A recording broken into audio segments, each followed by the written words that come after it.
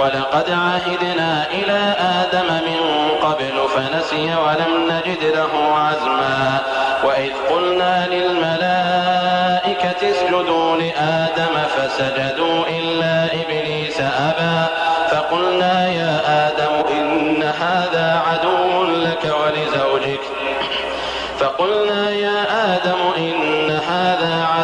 لك ولزوجك فلا يخرجنكما من الجنة فتشقى إن لك ألا تجوع فيها ولا تعرى وأنك لا تظمأ فيها ولا تضحى فوسوس إليه الشيطان قال يا آدم هل أدلك على شجرة الخلد وملك لا يبلى فأكلا منها فدت لهما سوآتهما وطفقا يخصفان عليهما من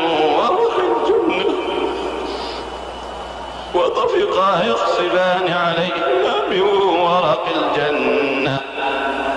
وعصى آدم ربه فغوى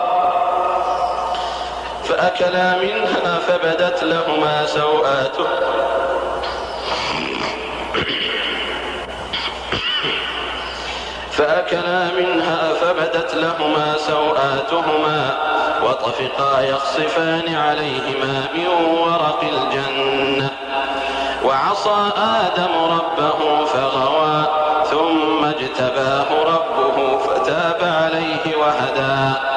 قال اهبطا منها جميعا بعضكم لبعض عدو فإما يأتينكم مني هدى فمن اتبع هداي فلا يضل ولا يشقى ومن أعرض عن ذكري فإن له معيشة